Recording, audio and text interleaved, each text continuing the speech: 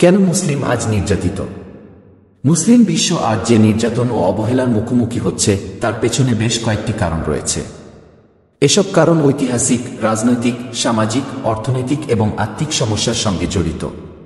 এগুলো বিশ্লেষণ করলে একটি পরিষ্কার চিত্র পাওয়া যায় কেন মুসলিম উম্মাহ আজ দুর্বল ও নির্যাতিত। ১. ঐক্যের অভাব। মুসলিম উম্মাহর মধ্যে ঐক্যের অভাব প্রকট। বিভিন্ন জাতি, গোত্র ও সম্প্রদায় নিজেদের স্বার্থের জন্য বিভক্ত।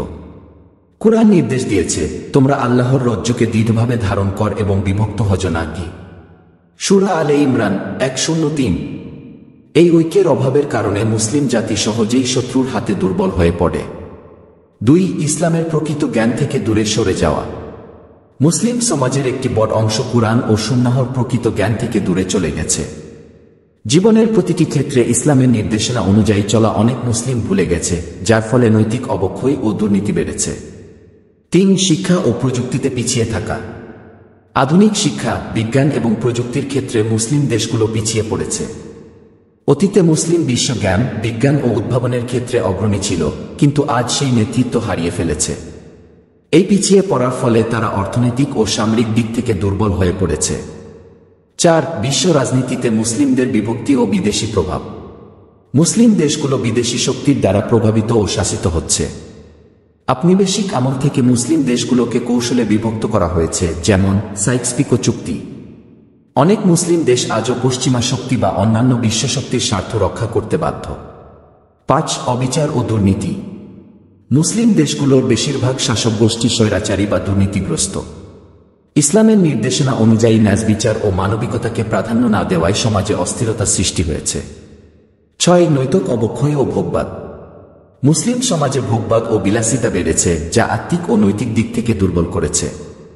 ইসলামের নির্দেশনা অনুযায়ী আত্মশুদ্ধি এবং আল্লাহর উপর ভরসা করার পরিবর্তে মানুষ দুনিয়াবি লাভের পেছনে ছুটছে।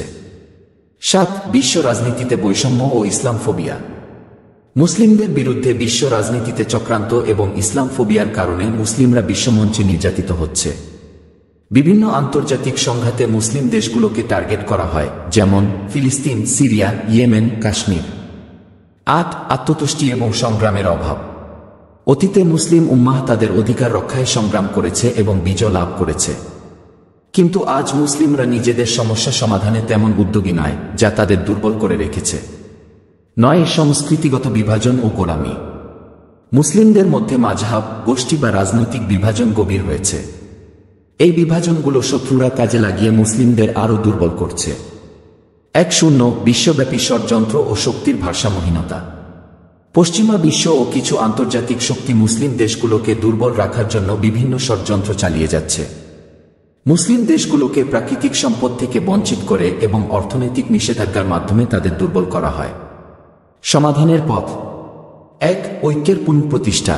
সমস্ত মুসলিম দেশ এবং উম্মাহকে একসঙ্গে কাজ করতে হবে, মাযহাব ও মতভেদ ভুলে। ২. ইসলামের প্রতি ফিরে আসা। কুরআন ও সুন্নাহকে জীবনের প্রতিটি ক্ষেত্রে কার্যকরভাবে প্রয়োগ করতে হবে। ৩. শিক্ষা ও জ্ঞান অর্জন। আধুনিক শিক্ষা, বিজ্ঞান এবং প্রযুক্তিতে অগ্রসর হতে হবে। ৪. ন্যায়বিচার প্রতিষ্ঠা। ইসলামের মূলনীতির ভিত্তিতে সামাজিক ও রাজনৈতিক ন্যায়বিচার প্রতিষ্ঠা করতে হবে। ৫. সংগ্রামের মনোভাব জাগ্রত করা। অধিকার রক্ষায় মুসলিমদের সংগ্রামের মনোভাব পুনর্জাগরিত করতে হবে। উপসংহার: মুসলিম উম্মাহর বর্তমান দুর্বস্থা কেবল শত্রুদের চক্রান্তের ফল নয়, বরং নিজেদের ভুল ও অবহেলার ফল। ইসলামের প্রকৃত আদর্শে ফিরে আসা, ঐক্যবদ্ধ হওয়া এবং শিক্ষা ও প্রযুক্তিতে অগ্রগতি অর্জনের মাধ্যমেই এই অবস্থা থেকে উত্তরণ সম্ভব। আল্লাহর প্রতি ভরসা এবং তার নির্দেশনা মেনে চলাই মুসলিম উম্মাহর মুক্তির একমাত্র পথ।